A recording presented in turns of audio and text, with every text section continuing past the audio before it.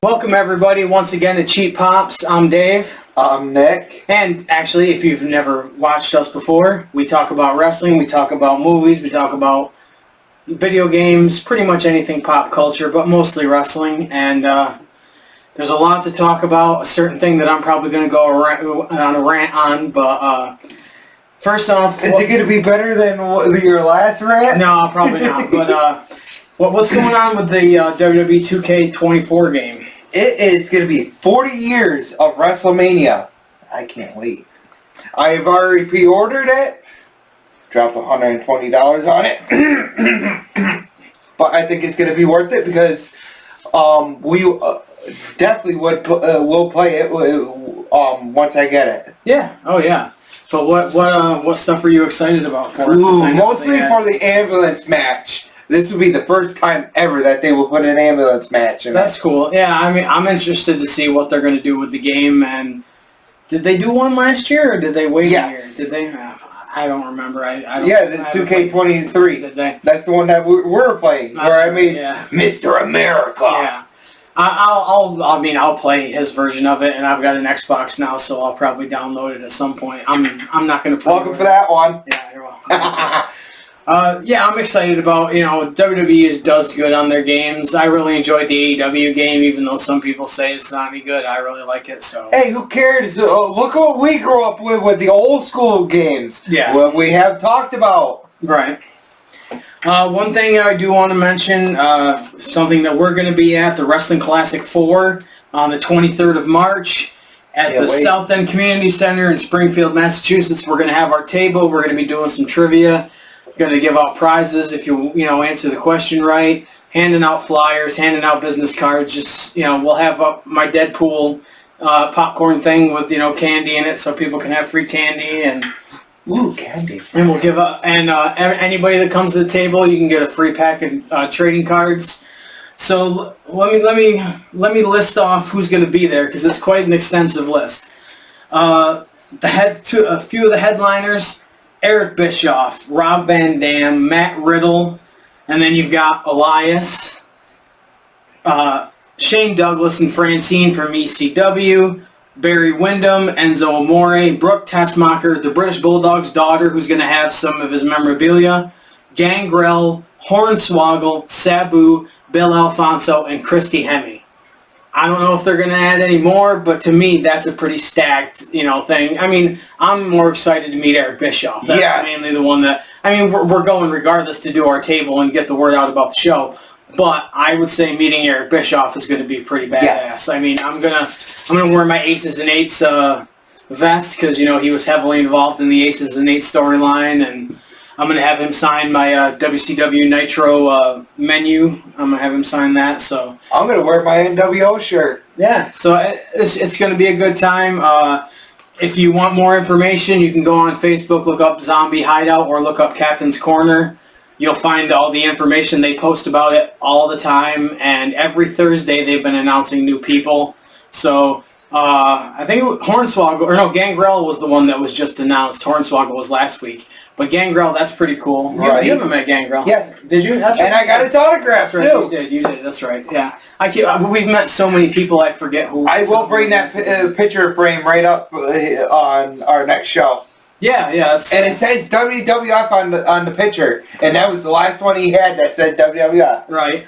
Oh, but since we talked about the video game, I need to thank this man for purchasing this for me, the walkthrough guide for Grand Theft Auto Vice City. My number 2 video game of all time. I love this game. And, of course, the game is loosely based on Scarface, and, you've got that, so. But, like I said to you before, thank you for this. I just went through it, looking at it, and... I think it's still all original, isn't it? It still has the map of the secret packages. Yeah. It has all that. It has all that stuff in there, so. Mine it didn't come like that. Mine was already marked in and everything. So the one that I ordered that was all marked in was originally supposed to be for him, and I'm like, yeah, no. Unacceptable. Don't let him lie to you. He's going to order one that's not marked for him so he can have one that's not marked. You will too. No, I can't afford it. But like I said, thank you for that. That's really cool. An event that you did not see, but I watched because I couldn't get it to you before we. Yeah, it's fine. It was the TNA Hard to Kill, the first pay-per-view of the new TNA relaunch. I gotta say, for a relaunch, this wasn't that good. Had a great opening video, a great pump-up speech by Eric Young. It was on January 13th of 2024. I didn't watch the pre-show, but apparently Crazy Steve won the digital media title from Tommy Dreamer, so that's pretty cool. The first match was an Ultimate X match for the Knockouts title shot. Tasha Steelz, Giselle Shaw, Alicia, Jody Threat, Danny Luna, and Xia Brookside. It's an Ultimate X match. There's wires hanging, above the ring. It's high spots and climbing, trying to get the X. And what more can I say? Giselle Shaw won. She gets a future title shot.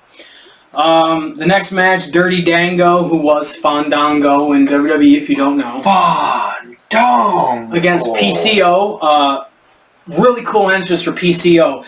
They wheeled him out on a gurney covered in a white sheet. Nice. And they look like orderlies. They were using jumper cables, and they brought him back to life with jumper cables. I thought that was a really cool entrance. The match only won a couple of minutes, and then it turned into a 6-man tag. That man is a beast. Oh, PCO, yeah. Watch him against Steve Macklin. They're no disqualification match, and you'll know. Find out everything you need to know about PCO. Speaking of a man that's a beast. Oh, Raven, yeah. I didn't really like this era of Raven. We have TNA's Genesis from 2006, where the first matchup between Samoa Joe and Kurt Angle happened on the behind the camera. Speaking of Raven, we will be speaking of how much I like him on commentary later on. Yes. Why don't we do that right now while I'm thinking about it? So we sat down because he has never seen too many Coliseum videos. I grew up with Coliseum videos. And I said, I like the new generation era. A lot of people don't like the new generation because it was kind of a downtime for it. You had like Jeff Jarrett and Doink the Clown. I like that stuff. We love gimmicks. I love gimmicks. I grew up in the 80s and I was, a teenager in the 90s. I like gimmicks. So I decided 1994 inside the WWF. He had never heard, now this is Johnny Polo, who became Raven, but he was doing commentary with Gorilla Monsoon. Great stuff. Yeah. Great stuff. And the inside, the WWF, if you don't know, most Coliseum videos had a theme to it. And this one was they went backstage. Raven gave a tour of the studios, the WWF studios and all that. And he was funny. He tried to, squish a guy in between the rolling racks of videotapes and stuff. Yes, videotapes. This was back in the 90s. But it was just really funny because Raven... He's not as funny as Bobby Heenan, but he really got some good stuff in with Gorilla, and Gorilla really would set him up for some good stuff. You didn't really like Stan Lane and the $1 Million Man. I will admit that that's not a great combination. Stan Lane, he wasn't that great on commentary. He was to me, it was a lot like Superstar Billy Graham. When Superstar Billy Graham was on commentary, he was good at doing promos, but he really wasn't good at being a commentator, in my opinion. Now, Stan Lane, not so much. Johnny Polo, a.k.a. Raven, on commentary, fantastic. Oh yeah, like he was saying, no, I'm omnipotent, and then Gorilla Monsoon would say, you're impotent. And he's like, no, I said omnipotent. If you want to look impotent, you got to be impotent. It just there was so much stuff that, and Raven was playing the heel, commentator. But the matches weren't anything special. But most of the Coliseum videos, they would tape them either at house shows or at regular TV tapings. They would tape matches just for Coliseum video. I mean, some of them were good matches. Some of them, right? But it wasn't. It wasn't to drive a pay-per-view. It wasn't for It was just those matches were taped for the tape itself. So there really was no storylines. Speaking of off the collar taping for one of the matches. What about what Diesel was wearing for a match? Oh yeah, he had the Harley Davidson logo on his singlet, and I think they were trying to do a knockoff of it for his logo, and this was back before the parody laws were really they were kind of vague back then. So I think they were trying to do something with it, and they realized they couldn't, and so they were doing a wide shot whenever they and if they were if he was like tagging in or out, they were staying like at neck level because it was down here. So, and then they would do a wide shot when they had to show his full his full body. So, yeah, it was kind of weird, but it was a good video. I've always enjoyed. I mean, when I was a kid, there was a place called Big Dog Video where you could rent 5 videos for 5 days for $5. So when I was a kid and my parents would give me $5, they'd give me $5 every weekend, or I'd do something, at a neighbor and get extra money. I would go and rent 5 videos and I could watch them all week. And Coliseum videos came out every month. And that's not counting the WCW tapes that were out. Every once in a while you'd find an AWA tape sitting there. Granted, I would rent the same videos over and over again sometimes, but like one of my favorites is Hulkamania 4, and I have a copy of that, and I've actually had a couple because I wore them out. Eventually I got a DVD converter where I could convert VHS to DVD, and then now with the internet, you can find people that make Blu-ray collections of all the Coliseum videos, which I did, and now I have them all on Blu-ray, so that's cool too. It's easy to get a hold of stuff back then. Ooh. Right, but I mean, like now, like I bought a couple of the original UFC DVDs, and I was like, man, I wish somebody would do a collection of all the classic the first run of UFC. And I contacted a guy who does Blu-rays, and he's like, yeah, I'm actually working on that right now, so I'm going to get the whole UFC collection of like, there you go. I think it's like from UFC 1 to like UFC 40, so, that's, and with Blu-ray now, you can put a whole crap load of content on Blu-ray. So yeah, so we'll do that again. We'll sit down. We actually started one, and we're going to finish it. Which one was it? Was it, I don't even remember which one it was. I can't. It was from the same time. It was 1994. But we will be watching more Coliseum videos because I want to get him to watch some of them because some of them are actually pretty good. A lot of the stuff with Bobby Heenan and Gorilla Monsoon back in the day was really, really funny. So yeah, so it was a good video. I would encourage, if you can find, like, if you watch VHSs or if you go like on Etsy or something and you see a Coliseum or eBay and you see a Coliseum video that's been converted to DVD. If it's a few bucks, check it out, because you might find, like, what I think is cool is the local arena that we have near us is in a lot of those videos because they did TV tapings and Coliseum video tapings at the Glens Falls Civic Center all the time. And you will notice it because of the yellow stairs and the yellow girders which aren't there anymore because they painted them over. But the first time the Ultimate Warrior is announced as WWF Champion after he wins at WrestleMania 6 is in Glens Falls. Hacksaw Jim Duggan's hometown is Glens Falls. That's the only reason people know about Glens Falls, unfortunately, is because of Hacksaw. Not saying it's a bad thing, it's great that people know what, but a lot of stuff happened when Superstar Billy Graham had his initial injury back in like 88, and he had to get like his ankle fused and stuff. His return to TV was in Glens Falls. There's a lot of stuff that happened in Glens Falls, and there's a DVD set, the unreleased matches of like 1985 to 1995.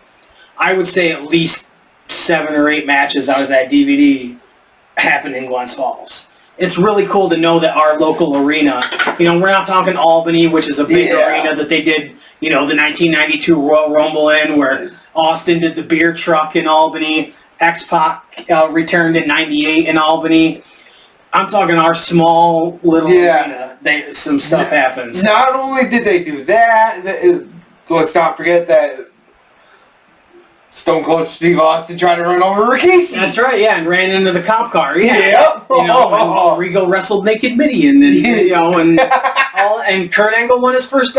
Yeah, that was the event where Angle won his first WWF title was in Albany at No Mercy. So, yeah. They did so much in Albany. Yeah, the only reason I don't go to Albany very often because it's a pain to park down there. Oh, even if you find a parking garage, just trying to get in and out of Albany sucks, so I don't go to Albany. Didn't we go to one in Albany? Wasn't it AEW?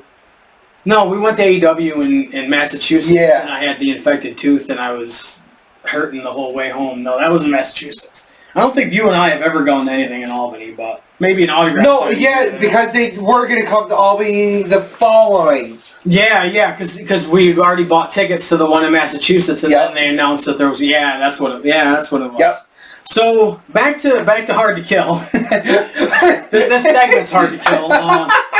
It ended up the two people that came out with Dirty Dango, something Bravo, I think it might be Alpha Bravo, and Oleg Prudius, who was Vladimir Kozlov in the WWE, came out with Dirty Dango. They started interfering. So then Santino makes a match because he's the director of authority, which is great because he owns the name Santino Marella, he owns the Cobra, he owns the entire character because WWE let the trademarks lapse. So he owns all that. He can do all of it, which I think is great. That's just stupid if you're going to let that stuff lapse and let these guys have, that kind of stuff.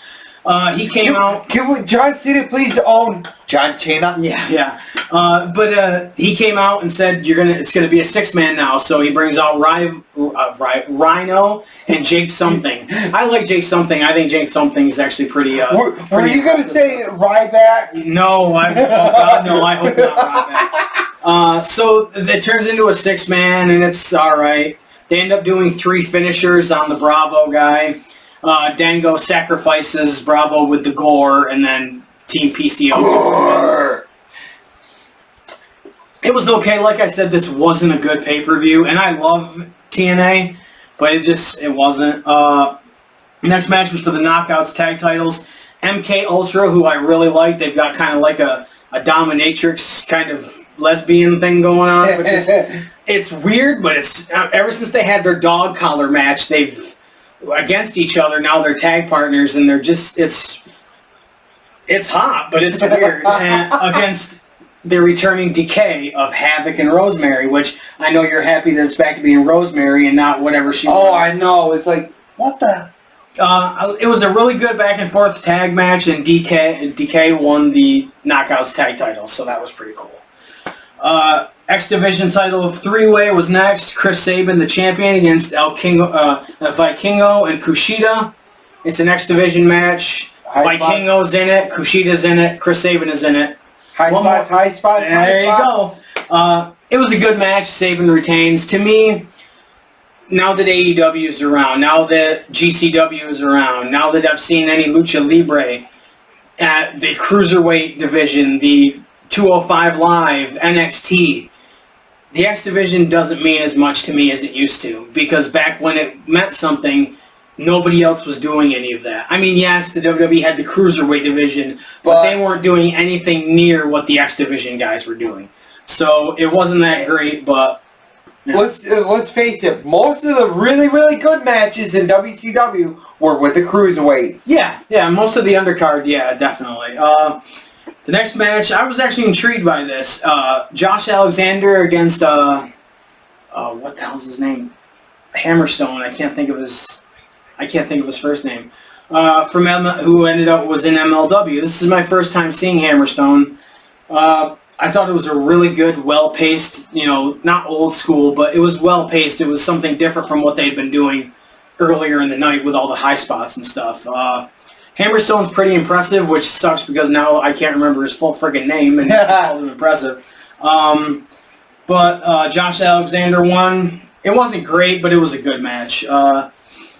Here we go. A multi-tag match for the tag titles. Oh. ABC against the Rascals, against the Grizzled Young Veterans, who I really liked from NXT, and I was surprised that they ended up leaving NXT because they're a really good team. Against Speedball Mike Bailey, it was supposed to be Trent Seven, but he couldn't, because of the storms in the Northeast, he couldn't get through. So it ended up being a Laredo Kid teaming with Mike Bailey, who I've met Laredo Kid, and he's actually a really good wrestler. So, but like before, like the X Division, it's a typical multi-man tag match. They're doing high spots. There's no real tags, just everybody in the ring. I really like the Grizzled Young Veterans. And at least it's not Super Kick Party. Right, but ABC retained, so the Bullet Club still has the tag titles. If you can even call it the Bullet Club anymore. There really isn't much of a Bullet Club anymore. Watered down. Now this one, the Knockouts title match, Trinity against Jordynne Grace. Yawn, I skipped right through it. Jordynne Grace has the Charlotte Flair effect on me. Don't want to see it, not going to see it, don't care. And to be honest, I don't care about Trinity either. And if you know me, I love women's wrestling. But there's just some women's wrestlers I'm not going to watch and that I don't enjoy. and I'm not going to punish myself in my own home by watching a match I don't want to see. So no, you did enough of that with the Winnie the Pooh movie. Yeah, no, that was you punishing me in my own home. That was you, sir. I'm never going to let it forget that it was you.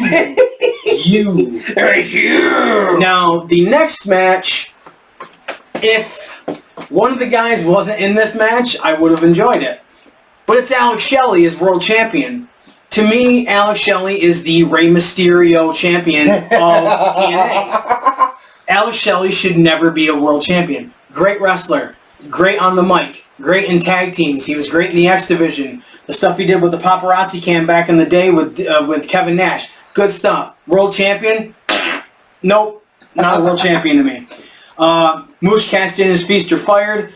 I don't know if you remember it, but back in 2020, Moose was carrying around the second version of the TNA World Title when it was Impact Wrestling. He was carrying around calling himself the World Title and the World Champion. Like I said, Shelley sucks as champ.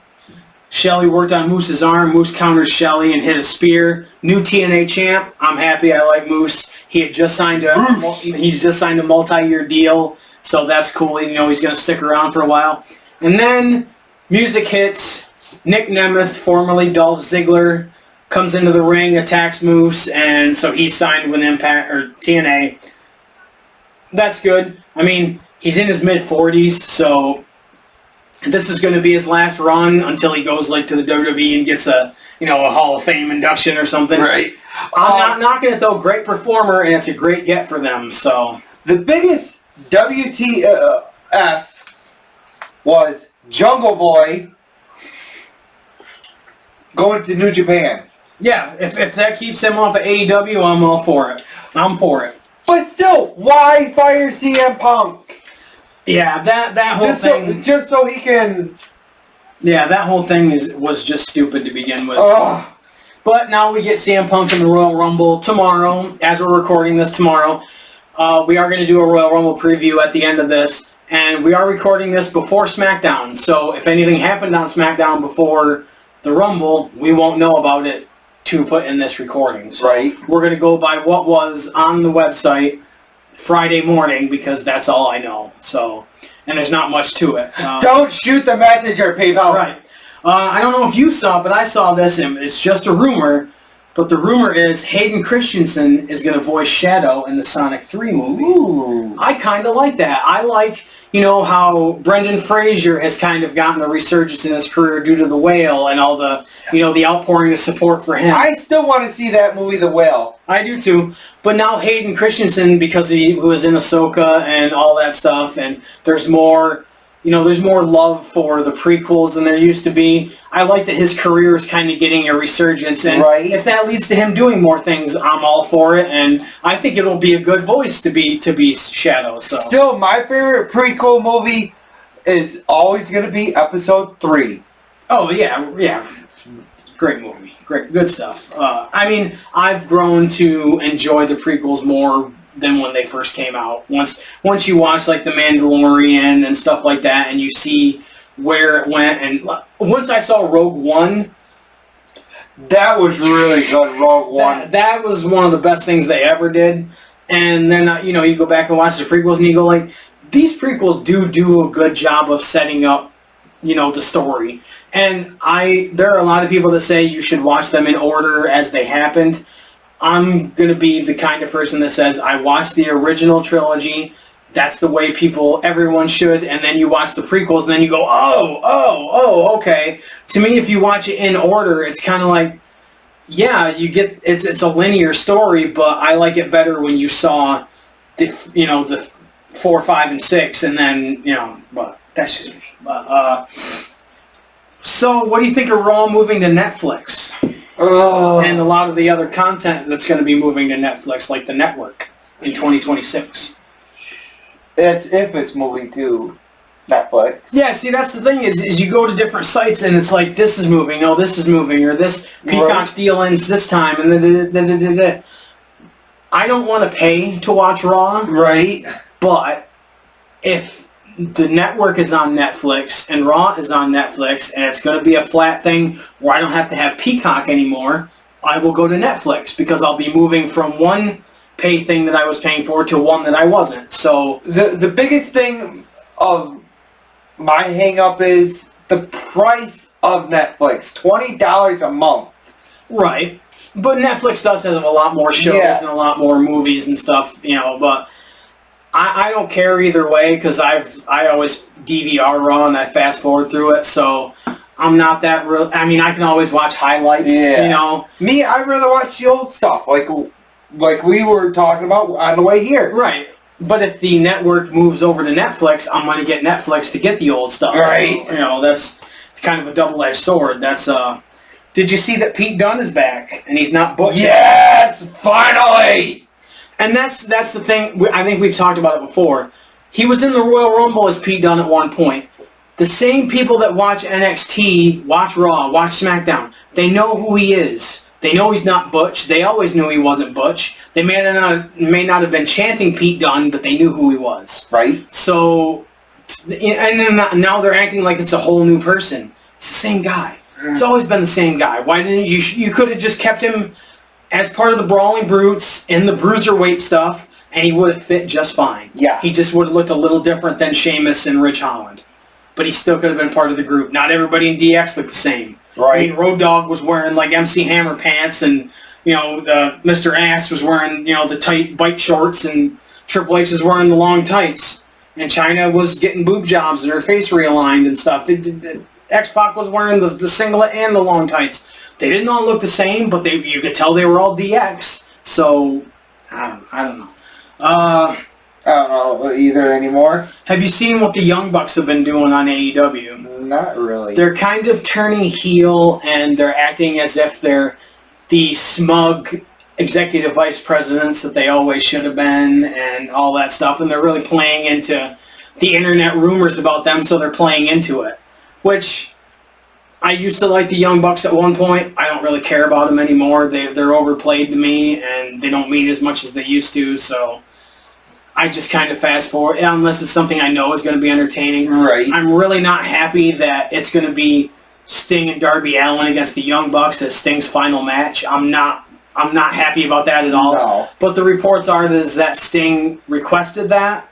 So if that's what Sting wants, I'm not going to, if it gets to, Ric Flair chopping the hell out of Brandon Cutler, right. Just on the outside or something, that'll make me happy. Or, Michael Nakazawa, like oiling up his chest and then Flair chopping him or something.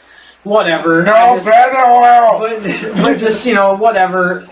I'm going to watch the pay-per-view regardless to see Sting's last match. Right. If that's what he wants, that's great. I have no interest in seeing the Young Bucks, but can we talk about who's on the table? Baby Umaga. Baby. That's his nickname for Solo Sikoa, Baby Umaga. He does do the Samoan spike. He's Samoan. He's part of the family. I get it. He's Baby Umaga. And I decided to put Royal Rumble winners, Royal Rumble contenders, and the man we're going to talk about at one point. And a Royal Rumble winner. And a horrible person. Yes. And Stone Cold put it, he's trash. Yeah. Have you seen any of Deonna Purrazzo's debut in AEW? Because you know how much I like her. No. Because I know you don't watch a lot of it. No. She has debuted. She's going into a feud with Toni Storm for the AEW title. I hope they don't do like they've been doing lately, where people debut and then they like have a few matches and then they go after the title at the next pay-per-view and they lose and then they're just back, on the card. Okay, you're gonna lose. Just go back on that card. Yeah, go on that card because Deonna Purrazzo is really good. If you've ever watched the show before, I'm pretty much obsessed with her, and I think she's the best wrestler around. And I still didn't tell Steve Macklin. Yeah, I know, right? And on the first Dynamite of the year, I believe that Darby Allin and Konosuke Takeshita, man, that's a hard one. Say that 10 times fast. No. I have a hard time speaking regularly. I know you don't. Right. I think it's a match of the year candidate, and it's only January. So and the rumors are that Okada from New Japan is going to end up in AEW. That's really cool. The Rainmaker. Yeah, because I think if he went to WWE, oh god, he'd get the Nakamura effect. They'd make a big deal out of him for a while, and then he'd be nothing. So, yep. Let's see, what else do I got? Oh, why don't you open up your crate and then why don't I do mine first because we know what was in this one because I thought it was the only one I'm going to get for a while, so I opened it while you were there. The T-shirt, we opened it, but we took the stuff out and then put it right back in. So he opened it. Oh yeah. If you've ever seen any JCW, Juggalo Champion something wrestling, Madman Pondo, a hardcore kind of icon. That's a cool shirt to have. I like it. The pen, the Berserker, one of my favorite gimmicks from the 90s. This I was surprised about, and this is why the box was so heavy. Drew McIntyre's book. I was not expecting... Maybe it wasn't selling well on Amazon. Maybe they bought a bunch of them in bulk. I don't know. But I will read this. I think that's pretty cool. And your favorite autograph? I do like this because I think she's really good. Kenzie Page, the NWA Women's Champion, even though I don't watch a lot of the NWA because I don't think it's that great. It's still a cool box. He's going to keep getting the Pro Wrestling Crate. I have just changed on employment, so things are kind of up. I mean, I'm working, but I got stuff to figure out. I'll put that right there for right now.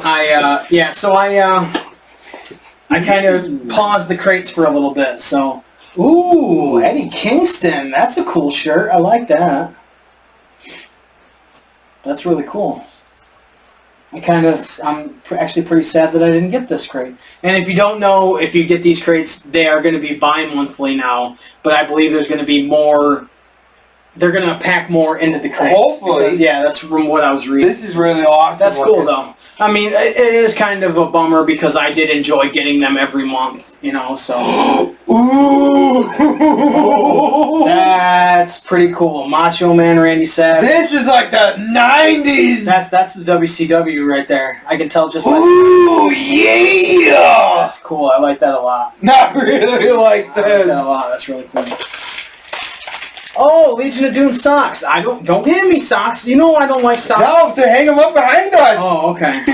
I don't like socks. Ooh, a DVD. Oh, Jeff Cobb on the cover. Is that Jonathan Gresham? Looks like Delirious on there. Ooh, something for us to check out and review. It's Pro Wrestling Guerrilla. That's cool. Penta and Bandito on there.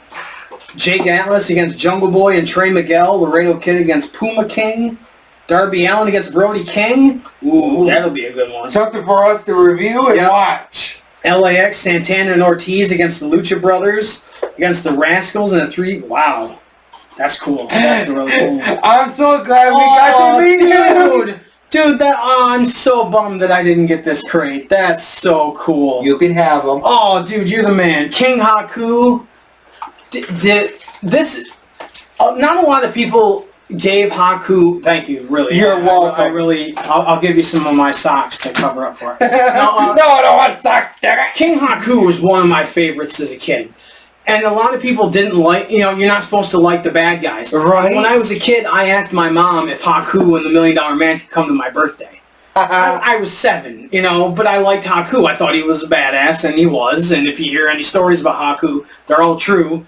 This is really cool. The one I like is the one you talked about where he bit the guy's nose off. Yeah, that's and there's one where he grabbed the guy's bottom teeth and just snapped him right out of his mouth, with his bare hands. We got to meet this man, people. Yeah, and he is a beast. And if you see his kids, the Gorillas of Destiny and New Japan, you'll understand that the whole family is... I really like this one. You know how much I love Darth Vader, and I love Vader. That's a cool pin. I like that. The Vader mask with the Vader mask. That's really cool. That's awesome. I like that a lot. Ooh, the House of Black pin. That's cool. Or sticker. That's cool. I like that a lot. Do I have room? No, I gotta get a bigger cup. And who is the autograph? Oh, Mustafa Ali. See that? Yeah, God, it shouldn't bother me, but it does. Look at how lazy that autograph is. It's just an F and A. I first saw that with Brodus Clay, where he just did a B and a C. That's lazy. I get that you're signing a crap load of them, but Sergeant Slaughter does his whole name and does like a smiley face and with the hat, and Nick Bockwinkel used to...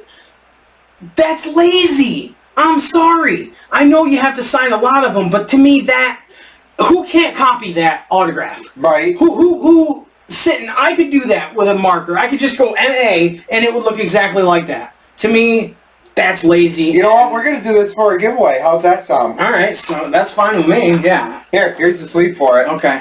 Yeah, that's horrible in my opinion that they do that. There's a lot of wrestlers that do it too. And then there's a lot of wrestlers that sign their full name and they inscribe it and, yes. And like on the trading cards and stuff. And when you go to, signings, there's a lot of them that will personalize them, and that's just that. That's what about Billy Gunn that wanted to sign the whole thing for you? He signed my entire book. Like he went through. He had obviously done this before. He went through the encyclopedia and just wrote his autograph on every single iteration of him, Rockabilly and Mr. Ass, Billy Gunn, the Smoking Guns. He did all of them. So that's really cool. Thank you for the micro brawler. That's awesome. Yeah, Pro Wrestling Grill. Yeah, that's. All right, would you like to read off the spoiler? Sorry. Yeah, that's the other side tells what's now, next month, a Sting retirement T-shirt. Nice. Ooh. A brand new mini stuffed plushie brawler buddy. Ooh. 2 micro brawlers. And so much more. Yeah. Ooh. And that won't be until March then, because this one came in January, so they're going to be bi-monthly now. So I'm excited to watch this. Yeah, me too. That's one we'll have to do when. Well, sometimes you get Tuesdays off, and I'm going to have Tuesdays off, so we'll have to do it on one of those. Before we get into the Royal Rumble preview, because that's what I wanted to end with. If you don't know, and you're a wrestling fan, I don't know how you don't know. But they're just allegations, but they're horrible allegations, and I've seen screenshots of things. I did it again. Oh, no, you leave him down. Of this man, Vince McMahon, Mr. What a Maneuver himself, and if you've read any of the stuff, he's into some pretty nasty maneuvers. I'm not going to post the screenshots on our social media, because the stuff that is said in these text messages I wouldn't say to a porn star. No. I wouldn't say to the filthiest porn star that there is. This stuff is disgusting. It is. The stuff that he wanted this woman to do and apparently had this woman do. And he passed her along to John Laurinaitis. John Laurinaitis. Why? I'm not saying I would sexually assault a woman. Definitely would not do that. But passing her to John Laurinaitis. Why would that even cross your mind? Right. He already works for you. You're not going to get any loyalty out of the man, more loyalty out of the man by passing a woman to him that you've already been with. That's horrible. And the stuff that I read, and I've heard, there's reports that Brock Lesnar is a part of this as well. And some of the stuff that he said was disgusting. I know they're allegations, but he paid $14 million to women and he had them sign NDAs. You do not have somebody sign an NDA, especially a woman, unless you did something shady. Exactly. I'm sorry, full stop, end of story. You can't tell me that there's nothing there. There are divas that have never gone back to that company for a Royal Rumble, for a DVD shoot, to talk about their time in the company, that have never gone back for a Hall of Fame induction to even be part of the crowd. There are women that have never talked about their time in WWE since then in any shoot interview. And I'm not going to mention them because you can find them. You can just Google divas that have never talked about their time in WWE, and there's plenty of them. He had power over a lot of women. He had a lot of money. He had a lot of influence. I think there's going to be and the FBI raided his house. They don't raid your house unless there's something there. I mean, yeah, I'm sure there's law enforcement that raids people's houses, and but this was after stuff had already come out, the business practices. TKO is distancing themselves from him. Where there's smoke, there's fire. I'm sorry. And this is going to be a lot of fire. And same with the Chris Jericho thing. Yes, they are just allegations. But personality to me goes a long way of showing who a person is. and watch all the stuff that Vince McMahon did and had other people do in his company. He had Kurt Angle call Booker T's wife a gutter slut and practically rape her on a couch on a pay-per-view. He had Kurt Angle kiss his daughter. He wanted to do an incest angle with Stephanie and Shane. He wanted to be the father of Stephanie's baby. He has done so many. He had Triple H dressed as Kane have sex with a corpse. It was a mannequin, but still, in a funeral home. The man is depraved just by the storylines he's done alone. And you think that stuff that they're accusing him of isn't possible? That doesn't pass the test to me. No. I'm sorry. There's way too much going on here. And if it comes out that he's completely innocent, which I don't think it's gonna, because even if she wins the case, people are gonna say, "Oh, well, she was just in it for money, and they settled it, to pay her the money." To me, if a woman is signing an NDA and you had power over her, and there was stuff going on, and there's text messages, that's another thing. How stupid are you to be sending these text messages when every phone, even a $10 phone, you can take a screenshot on it? Right. That's just being stupid and careless. Anything that you put on the internet or on your phone can be saved. Anything that you send to somebody can be saved. Even if you fucking delete it. Yeah. But like when he sends me an idea for the show, I automatically screenshot it so I remember it. Instead of trying to scroll back through the messages to remember, because he sends me so much stuff all the time. I've started to call him an agent like in the Matrix because I think he lives in the internet. Just saying. But anything you send somebody, they can screenshot, they can save, they can put in the cloud. It's if you have an iPhone, it's automatically in the cloud. Yeah. So that and that goes to show his ego. Yep. He believes that he can get away with anything because he always has. That's why I say there's so many divas that have never talked about their time in that company, because either they're afraid of retaliation, or he knows something about them that they did for him, and they're afraid of speaking out about it because they're afraid of being judged because he has all the power in the situation. To me, I can see where his arrogance on screen is real, and it translates in his daily life, and he thinks he can do no wrong because he never had consequences. He owned his own business for his entire life, and he could lord over people, and they had to do what he has to. I mean, think about the way the contracts are structured. You're an independent contractor by name only. They tell you when to wrestle, where to wrestle, who to wrestle. You can never wrestle for another company unless they say so. How is that an independent contractor? That is an employee. Yeah. And employees are supposed to be getting health benefits and retirement. Guys like Roddy Piper and Kamala, who lost his legs to diabetes, and the Iron Sheik, who could barely walk because of his knees, Mick Foley, who had to have a hip replacement and knee replacements, Terry Funk, who had bad knees. All of those guys should have had health benefits and a retirement for all the time that they put in. Okay, so maybe Terry Funk spent 5 years total in WWE. Goldberg spent less than 4 years in WWE, and he's made more money in that time than Terry Funk probably ever made his entire career. You're telling me that's fair for a guy like Terry Funk who gave more to the business than Goldberg ever did? That's just my opinion, but the contradictions of the way that company is structured. They just signed that deal with Netflix to move Raw for $5 billion. How much of that money are the talent making? The ones, Seth Rollins just tore his MCL. He's going to be out mainly until WrestleMania. He's going to get surgery and rehab to be back for WrestleMania. Yeah, they're going to pay his medical expenses, but you're telling me that his knees aren't going to be killing him by the time he's 50? He's not going to be walking around like Mick Foley or Terry Funk, especially with the style that he wrestles.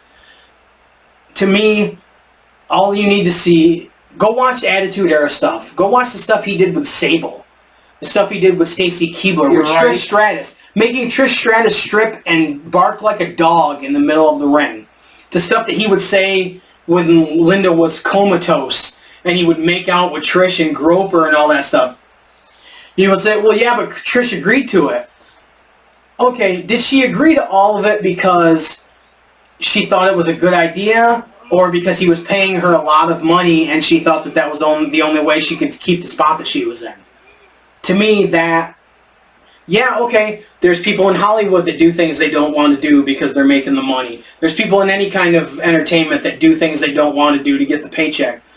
But there's certain people that have power, that have too much power, and abuse that power.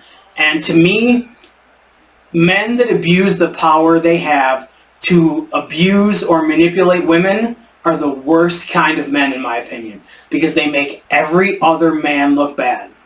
I see so many videos of women who say, anytime a guy approaches me at a store, at a gym, anywhere in public, I immediately think he's a creep, whether he's nice to me or not. And it's because of guys like that use their influence and are egotistical and arrogant and do anything they can to demean women and to lord over women that make everybody else look bad. I may not be a perfect person, but I'm not anywhere near that scumbag. And I'm saying he's a scumbag because these allegations, they may not be true about this woman, but I'm telling you they're right about other women. Because it's never just one, especially with a guy like that. There's got to be a bunch of them. And innocent until proven guilty, absolutely. But those text messages did not come out of thin air. No. And she has stories, and she has text messages to back up those stories. I'm sorry, it is innocent until proven guilty. I'm not saying, okay, I'm saying he's guilty. I'm saying he's guilty of being a scumbag. Not even because of what he did with her, because of the stuff he did on WWE TV. Don't get me wrong, I loved Raw and Panties matches, but I didn't need to see Kurt Angle calling... The bottom-feeding trash bag hoe stuff with Jericho was funny, but the calling Booker T's wife a gutter slut and all that stuff and saying he wanted... Angle was basically saying he wanted to sexually abuse Booker T's wife. To me, that came straight from Vince McMahon. No writer came up with that. That came from Vince McMahon, if you look at his track record of the stuff that he put on TV. Vince Russo put some lewd stuff on TV.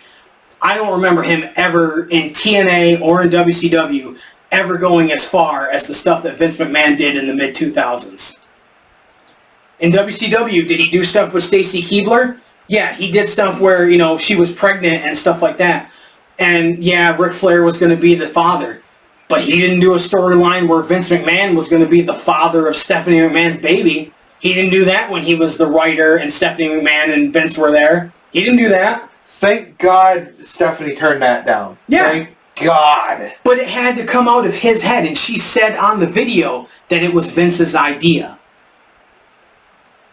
I know that there's, you know, family, you know, Triple X stuff out there, and that's popular and all that stuff. But that came out of his head. He was thinking of those things. So, and I go back to the Trish barking, you know, stripping and barking like a dog. That was nothing but demeaning her. And it was part of the storyline, yes, but you could have done something else that could have furthered that storyline than did an angle where you completely demeaned her and made her subservient to him. That, to me, looking back on it and now seeing all this, I can go back and just be like, yeah, this leads up to that, and then this, and then that, and you know, when Sable came back, Sable sued the WWF for sexual harassment in '99, comes back in 2003, what do? You put her immediately into a lesbian angle with Tori Wilson, and then you put her in the stuff with Vince, where she's like Vince's little slut, and he's offering her to A-Train, so A-Train will do his bidding. Right? You're doing the same thing to her that she quit for originally. And granted, she came back for money. She came back to get money, and she was with Brock Lesnar at the time, and he was there. So, you know, she went on the road with Brock Lesnar, and she was getting paid for it. But she was doing, and you're going to say, well, she knew what she was getting into. Okay, but it doesn't mean you had to do it. Right. You were feeding his ego and what he wanted. And I believe, this is me talking, I believe that he wanted to do all these things, And when he found women that he could use his influence on, he did the things that he wanted to do, and it's just now coming out. He couldn't do it on TV, but he found women that he could lord over, and he did it in real life. And then he paid them money and had them sign an NDA and thought it would all go away. That's how I feel about it. I could be wrong. I don't think I'm wrong. I think he did some shady shit. And don't get me wrong. He created the business that I've loved my entire life. Not the wrestling business, but WWF. I loved it. The first wrestling memory I have is Hulk Hogan slamming Andre the Giant. I was flipping through the channels as a kid at 7 years old. This was right before Andre won the WWF title from him in the twin referee match. I saw the video of him slamming Andre in the lead up to that Saturday night's main event, and that made me a wrestling fan. Vince McMahon created that business. If Vince McMahon didn't do what he did, there would be no AEW, there would be no Ring of Honor, there would have been no TNA. He helped foster the business that I love, but that does not disqualify you or make it up for the things that you did. Chris Benoit was an amazing wrestler. He had amazing matches, but that does not cover up what he did in his final days. I don't believe it was the same man because of CTE and steroids and drugs, and he was in an altered state, but he did what he did. The allegations against Chris Jericho, we were talking about this in the car.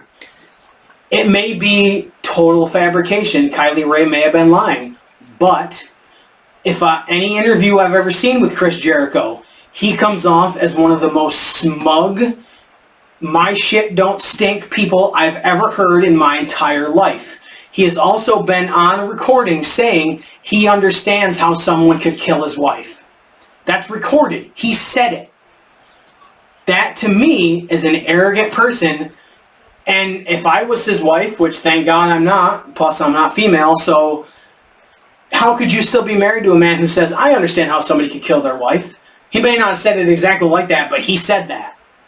So he comes off to, I could see him saying to Kylie Ray, hey, come into this locker room, and he's the only one in there, and he puts the moves on her, and it's his word against hers, and he's the big star.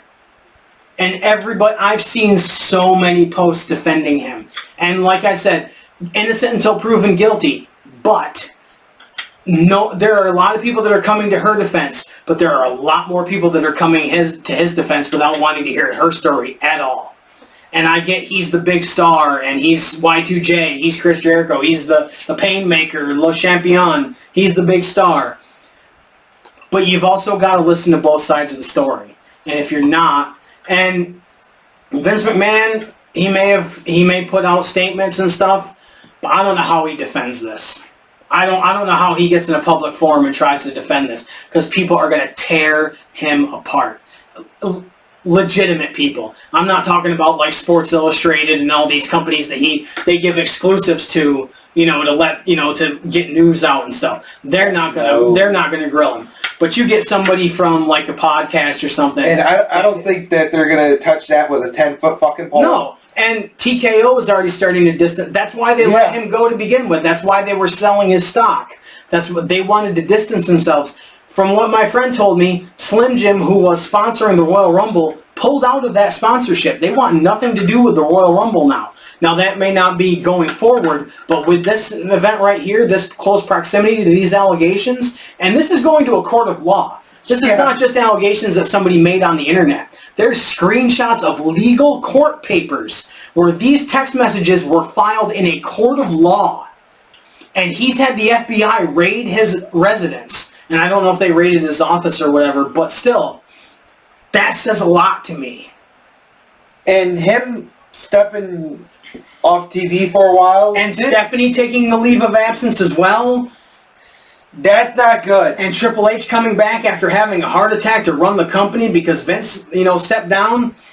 That says a lot to me. That says a lot. I'm sorry. It really does. Okay, to get back on a lighter note, people. Shall we show off? what I brought. Yes, go right ahead, because I'm talked out. I've said all I need to say. I'm sure I will say more, because I'm sure more is going to come out. Yeah. And if I'm wrong, I will be the first to say that I'm wrong. But I don't think I'm wrong.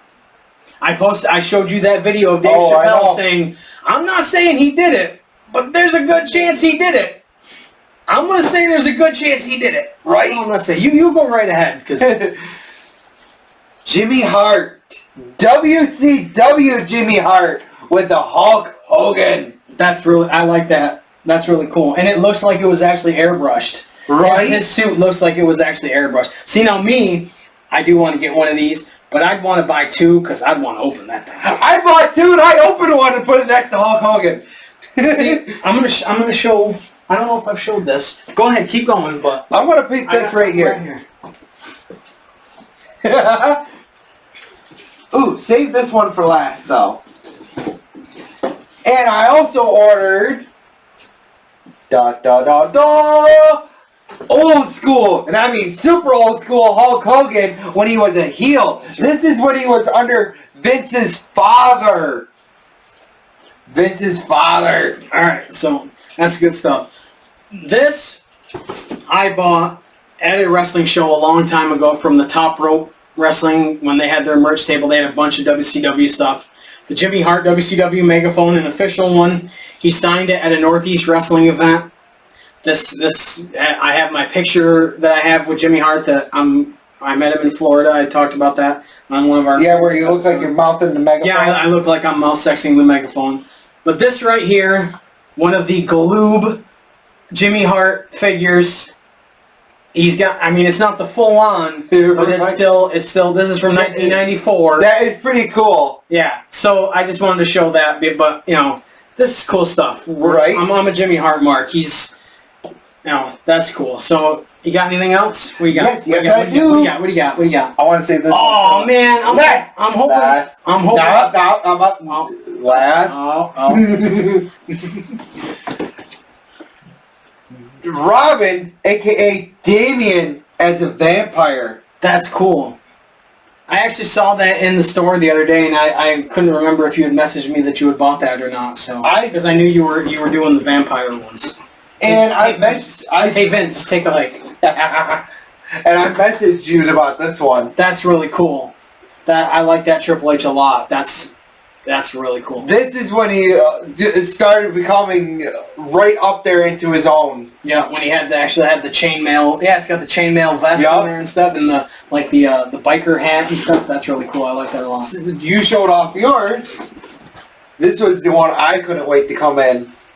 The walk-through guide for Grand Theft Auto 3.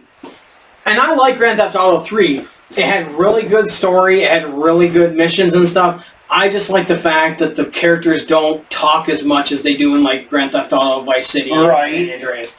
But the radio stations on Grand Theft Auto 3, tremendous. Yeah. The talk stations especially are great. So my favorite station, the Flash one. Flash is really good. I do like the Flash station. Because I like the fact that almost every single song was off from Scarface. Yeah. And I like on Vice City the V-Rock station is really, really good with Laszlo and Love Fist. That's really good. Yeah. That's Paul Bearer. Now, I don't think you were with me. I think John was with me back in the day, and maybe Leo, who has since passed away, a good friend of mine. Went down to meet Paul Bearer when he was at the Pro Wrestling Hall of Fame when it was in Amsterdam. This is way back. Oh, yeah. And I had Paul Bearer's SmackDown 1999 trading card in one of the plastic sleeves, one of the hard plastic sleeves, and I couldn't get it out of there to get it signed. So when I was walking up to the table, there was somebody in front of me. I knocked it on the table, the edge of it, to slide the card out. And in his voice, he goes, "Oh, come into my parlor," like I was knocking on the door. I will have that memory forever. Yes. That's the wonderful thing about being a wrestling fan. You can have... When we went to the Wrestling Classic last year, Devon, The Godfather, and Teddy Long huddling together and hugging. Yes. Where else are you going to see that? Right? Just like they're old friends, the interactions with DDP, just the interactions I've had as a wrestling fan, I will never get tired of. It's, No. you know. No, but I do want, that one's really cool. I want to get a copy of that. I can't believe I found this when I went to Walmart. And it doesn't just have one urn, the small urn. It has the huge urn from the mid-90s that he carried with the light in it when The Undertaker came back. And I kind of like, my bad. I kind of like this right here because it gives you the option of having them sign the plastic or they could sign it on there as well. So let's say they don't have the paint marker or whatever to do on there. They can do it on here with a marker that will look good on the... And you got me the Scott Steiner. Yep. Just like this. Yeah, and that's the first time I had seen it, and I was like, that's really weird, but I kind of like it, to be honest. Right? All right, so is that all you got to show? Yep. All right. Unless you want to really talk about the old school Hulk Hogan. That's really cool. I do like that a lot. I have not watched a lot of that era of Hulk Hogan. I want to see this era more. There is a lot out there. My thing is that I grew up on him as, you know, the Hulk Hogan that we all know. And this is the Hulk Hogan I grew up with right here. Right. And so I haven't gone back and watched some of that, but I should. But I've been trying to get like Hulk Hogan throughout the different eras. Right. Yeah. In which I've been doing a pretty good job of. Yeah. No, it's really cool. You got some really good ones. I'm glad you bought 2 Jimmy Harts and you opened one. I'm going to do that. And I just pre-ordered the Hurricane Target exclusive Funko Pop, and I am going to pre-order the Rikishi Funko Pop Target exclusive. When I've said this before, when these things first came out, when those Funkos first came out, I was like, I'm never going to buy those things. And they're everywhere. Some of them look really good. Some of them look horrible. I think the Ninja Turtles ones that they've done are some of the best they've ever done. You look at Krang or Toka and Razor, the Hulk ones that I have are some of the best. Shall I grab one? Grab the Thor, like the 80s style, like neon one, yeah. That's the one I was going to grab. I think this one is so good, is so awesome. It might be stuck to the... Let's get it to a comparison. You're going to do both of them? All right. Yep. And I even have the smaller one, which is the exact same thing, but it's, you know, the smaller version. But look at this. Look at that. That is tremendous. It's the size of my head. And then the regular one from my favorite Marvel movie of all time. It's so hard with this camera to get. But in comparison, look at the size. Look. I never thought I'd buy these things, but I've spent so much money on them because I love them. Yes, you have. The only thing I don't like, every Marvel and Disney one is a bobblehead. This drives me insane. But other than that, I love these things. I don't know. It looks like he's having fun there, people, with them. Right? It looks like D-Lo. You better recognize. Come on. That's D-Lo right there. But yeah, I never thought I would buy those things, but now I have, and I love them. Certain ones. I'm picky on the ones I buy. I really am. It's Hulk. If it's Hulk, I'm buying it. That's right. Because I love Hulk. Oh my God, IRS is on the floor! Yeah, IRS. There's a lot of stuff on the floor in our studio here, but... well, as long as I don't run into a sticky spot. Yeah, you're not... There's no sticky spots. I'm not Vince McMahon, and read those screenshots and you'll know exactly what we're talking about. Seriously, if you don't have a weak stomach, go ahead and look for it. But... Like I said, I wouldn't say some of that stuff to a porn star. No! We were talking about that! That's just... Oh my God. This won't take long because there's not much to it. But tomorrow is the Royal Rumble, one of my favorite pay-per-views of the year. Although it's kind of watered down now that there's a men and a women's. I think it's great. But the Women's Royal Rumble, usually the same women come back every year. It's Tori Wilson, or it's Kelly Kelly, or it's Michelle McCool. Nia Jax coming back as a surprise. Don't care about that either. Nope. Molly Holly being a surprise one year. Ivory being a surprise one year. That's cool. The men's match, they're not doing as many surprises. How many times has Booker T been in the match since he came back? You know? And I like Booker... Well, I don't like Booker T's opinions on wrestling because I think he's wrong in everything he says. But... Listen, G.I. Bro. the Rumble doesn't mean as much to me as it used to. I think it's because the product is so watered down, there's so many people on the roster, it's not special to me anymore. No. But I'm excited to see it because I think the product is getting better. So Speaking of something that's really good, the Judgment Day with R-Truth. Oh, R-Truth. That man's a national treasure. Yes! He should have a job for life. Yes! And I'm telling you, this stuff is coming from him. This is coming out of his head. Tom and Nick Mysterio instead of Dominic Mysterio. I'm buying that shirt. Yes! That's. Did you get the picture I sent you where it was in the crowd? Yeah. It's such good stuff. That's the thing, is they have great stuff and then they have horrible stuff. Most of Raw, I'm fast forwarding through it. How many times am I going to see a member of the Alpha Academy against Ivar of the Viking Raiders? That's been on Raw for like the past month. Every week, the guy from the Ivar from the Viking Raiders, and I've met him. He's a great guy. Loved him when he was part of War Machine and Ring of Honor. Not so much anymore.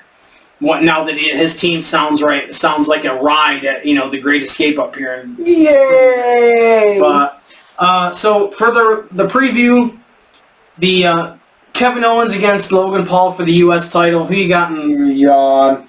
Who's winning? Logan Paul or Kevin Owens? They're probably going to have Logan Paul. I was going to say Logan Paul, too, because I think they want him to be in a high-profile match for the title at WrestleMania. So we're both saying Logan Paul. Roman Reigns against AJ Styles and Randy Orton and LA Knight in a fatal four-way for the World Heavyweight title. I really want LA Knight, but they're probably going to... I got to say Roman. I think it's going to be Roman, too. I don't think he's going to lose it until WrestleMania. Yeah. With Rock making "should I sit at the head of the table" comment, I don't think they have Roman lose it before WrestleMania. Now, is Rock are they gonna have like Roman lose it before WrestleMania and then it's Rock against Roman without the title, which is the way I think they should have done it with CM Punk. Yes. Rock didn't need to have the World Heavyweight or the WWE title to go against John Cena. Nope. CM Punk should have rolled into WrestleMania, title against Streak against The Undertaker. That's the way it should have gone down. Rock and Cena did not need the title. No. Same way Chris Jericho and Shawn Michaels didn't need... Same way CM Punk had it done to him twice. They stripped him of the World Heavyweight title to give it to Jericho so it could be Shawn Michaels against Chris Jericho in the ladder match. Why did that need to be a ladder match? What about Kevin Owens and Chris Jericho? Oh, yeah. Where Goldberg won. Yeah, and Goldberg won and had the title, yeah. Yep. They do that. It's like a formula. They do it way too often, but I say Roman Reigns keeps the title. Just like the biggest one that you had. See, now, in... Kofi Kingston. Yeah. Screwing him over. Yeah. To me, I could see you have LA Knight look the best in the whole match. I say AJ Styles takes the pinfall. He's got the least to lose out of all of them. Orton's red hot right now. LA Knight's red hot right now. AJ Styles is established, but they're not going to do anything with him before WrestleMania. I see him taking the pinfall. I could see LA Knight going into the Royal Rumble later in the night and winning the Royal Rumble. To me, that's, I think, the way you do it with how hot LA Knight is right now. CM Punk does not need the Royal Rumble win. In my opinion, Cody Rhodes does not need it. And the way the rumors are going, it's going to be CM Punk against Cody Rhodes at WrestleMania. So what would be the point of either of them winning the Royal Rumble? Give it to LA Knight. He needs it more than anybody, in my opinion. I still say to this day, and you know I do, is that right then and there last year, Cody Rhodes should have won the title. Yeah. At WrestleMania. Boom. Right there. Because I feel the bloodline splitting up would have made more sense if Roman Reigns was paranoid and upset after losing the title. Exactly. It would have made the bloodline splitting up make more sense to me, but... Because what did he do? He blamed the Usos for winning the tag titles. He could have said, no, I blame you for me losing the Undisputed title. That makes more sense to me. But what do I know? I just critique wrestling. I don't book it.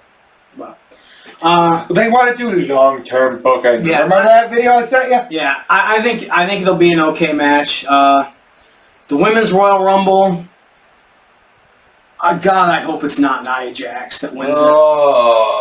I wouldn't want to pick a winner for that.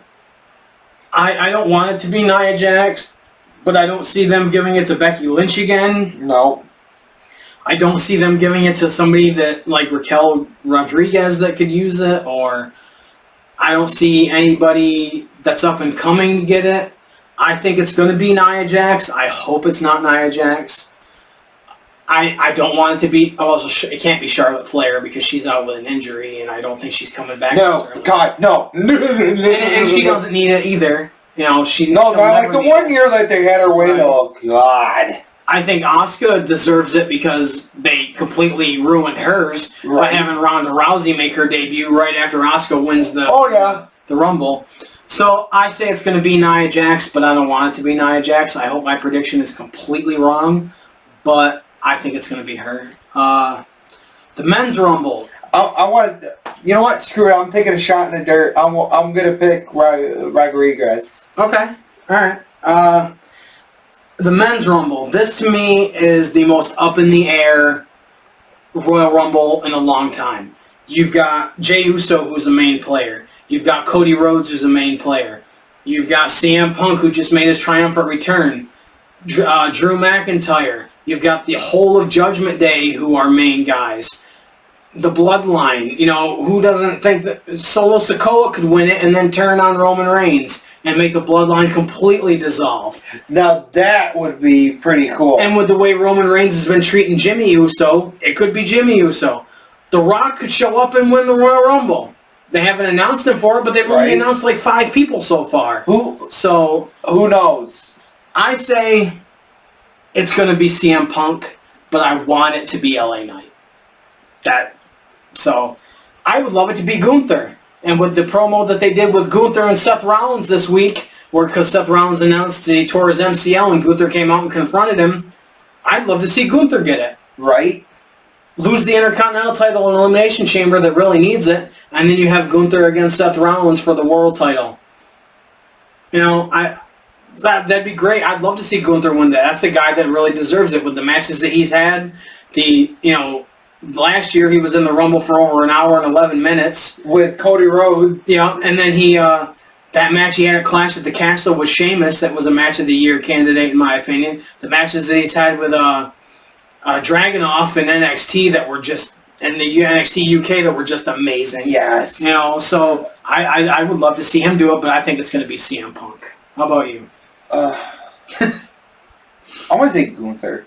All right. So we'll mark that down. But that's all there is announced for the Royal Rumble as of this recording. I don't know if they're going to announce one on SmackDown. But then again, these matches, the Bloodline matches, go forever. Because Roman's got to do all his stuff. And I could see Kevin Owens and Logan Paul going for a long time. And they'll probably set another match in between, you know, that they'll do it last minute. You know, because Rollins was probably going to wrestle at the Royal Rumble. Right. But he tore his MCL, so he's not going to. So I wouldn't be mad if they had Gunther, you know, defend the Intercontinental title earlier in the night and then be in the Rumble later on. I think that would be a good match to have on there. But who knows what's going to happen? Who's going to be a surprise? I'd kind of like to see Kurt Angle show up. You know. Ooh, you know the one thing that we never mentioned is, speaking of Walter. Yeah. Well, you want to call him Gunther. Well, what? Is that he is the longest reigning Intercontinental Champion now. Beat the Honky Tonk Man's record. Yeah. Even though he's carrying around that crappy version of the Intercontinental title, that's still cool to me. I would see either the Attitude Era belt on him or the classic one. The classic one would be my favorite, but the Attitude Era one was pretty cool as well. But the Royal Rumble, I can't watch it live. I was going to be able to watch it live, but with the new job I'm starting, I can't watch it live now. I'm not bummed about that because I'm happy that I'm going to be making a lot more money. So, yeah. So, eventually I will start getting the crate again, both crates again. and we'll do those. I mean, we can open yours from but. And I know that you're bummed that you didn't get this. No, that's a really cool one. But you gave me the micro brawler, so I'm happy about that. That makes up for it. Yeah, we'll hang the socks up on the next episode. Yes, because it's you know what? LOD. We have so many pairs of socks, or at least I do. I think we're going to make the entire wall nothing but socks. Yes! So, we'll be talking. You know what? I want to actually open these and take a look. We'll have more about the Wrestling Classic and all the stuff that's going on. We'll be doing a review of the actual Royal Rumble, and we'll talk more about TNA. We'll talk more about AEW. I kind of want to watch more Ring of Honor because I haven't done that. They're actually pretty cool. The only problem is they look cool when they're like that, but when they're on your actual leg, they look stupid because they stretch out. But, that's cool. We'll hang them up behind us. That'll be pretty cool.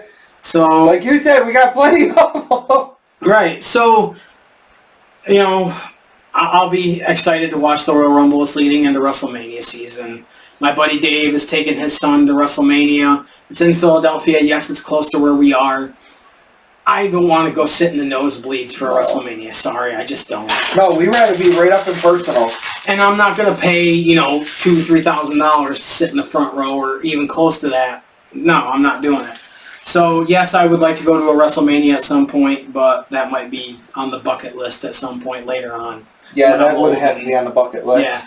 But, that's pretty much all I missed! Yeah, well, you miss a lot. That's all we got today.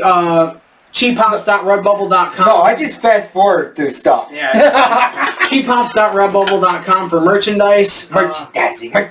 Yeah, with that logo, we have our Double Dare logo, we have our Street Profits logo, we have, not their logo, but a parody of their logo. We have our G.I. Joe inspired logo, which is your favorite.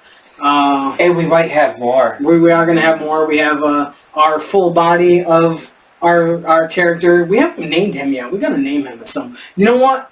At the convention, we should have a sign up having a contest for people to name our character, and the one that we pick, they'll get a prize sent to them from us. That's a great idea. Yes! Right off the top of the dome. There we go. So, freshly shaven.